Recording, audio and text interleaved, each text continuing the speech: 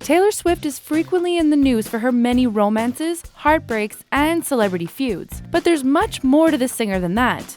20 quick facts about Taylor Swift. Career goals. Growing up with a mother who worked as a mutual fund executive and father who was a stockbroker, Taylor always assumed she was destined for a similar career path. During her childhood, she would always tell friends she wanted to grow up to be a financial advisor, even though she had absolutely no clue what the job entailed. School was easy. In high school, the singer had a 4.0 grade average, and when she began homeschooling, she finished both her junior and senior years in just 12 months. Taylor credits her parents for driving her to finish her education ahead of schedule. She told Esquire magazine, "My parents were very strict about education and hard work from the time my brother and I were really little kids." First job. She frequently walks down the red carpet in luxury designer gowns, but Taylor's first occupation was anything but glamorous. The singer's very first job was to debug Christmas trees on her parents' tree farm. Apparently, she wasn't too good at it, because after forgetting to knock a praying mantis pod off one family's tree, it hatched hundreds of thousands of the insect all over their home. That's gotta suck. Singing runs in the family. Taylor's angelic voice can be credited to her maternal grandmother, Majorie Finlay, who was a very accomplished and internationally known opera singer. Taylor calls her grandmother one of her first musical inspirations. She has a backup plan. If her singing career crashes and burns, Taylor already has a backup plan in place. When she was just 12 years old, the singer wrote a 350-page novel, but Taylor isn't in a hurry to get the book published. Instead, she has dreams of writing her own biography to document all the crazy stuff she has lived through. Her pug was named after a rapper. Taylor once had a pug she named after St. Louis rapper Nelly. Coincidentally enough, when the rapper made a guest appearance on her 1989 tour, she kept her lips sealed and decided not to tell him about her furry friend's special name. She owns interesting artwork.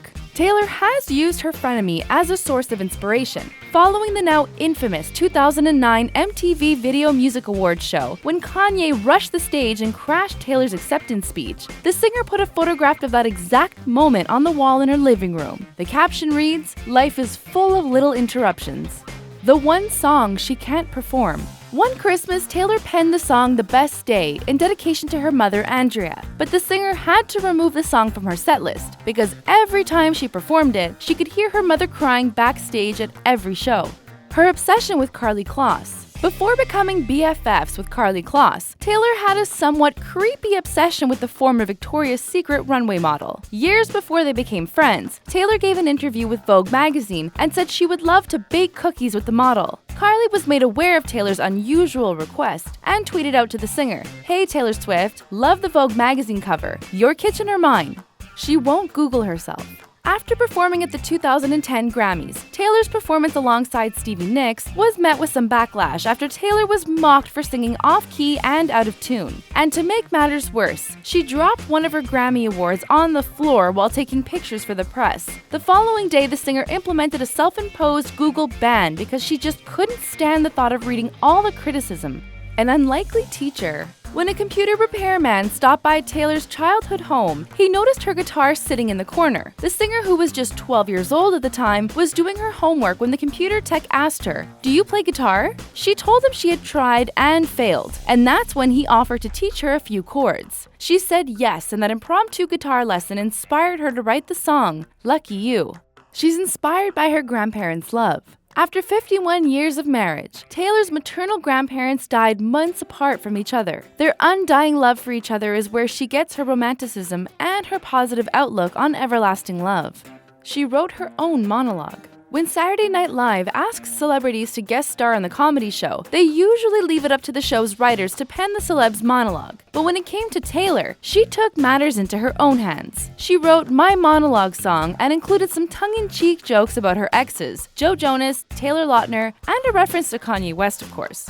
Award-winning poet. Songwriting and poetry usually go hand in hand, so it's no surprise that Taylor is the second coming of Maya Angelou. In the 4th grade, the singer wrote a poem called Monster in My Closet, and it was so good it won a national poetry contest.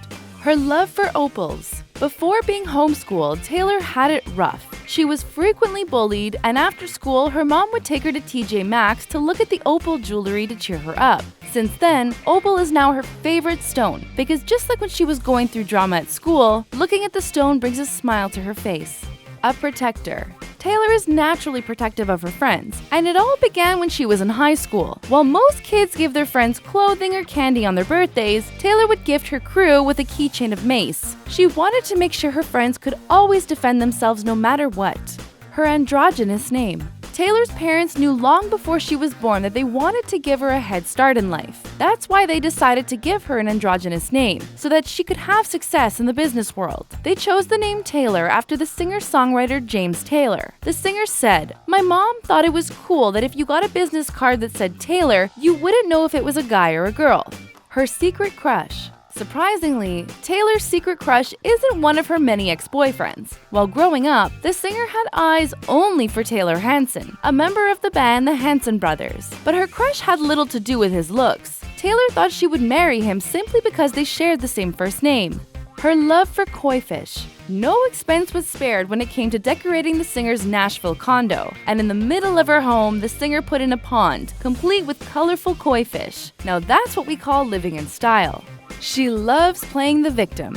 Taylor reignited her feud with Kanye West after the controversial rapper included her name in his song Famous. Taylor insisted she didn't give Kanye permission to use her name in the song, in a verse that goes a little something like this: "I feel like me and Taylor might still have sex. Why? I made that be famous." Taylor immediately played the victim once the song was released, but her credibility was ruined once a recording of Taylor giving Kanye permission to use the lyric was leaked by Kim Kardashian.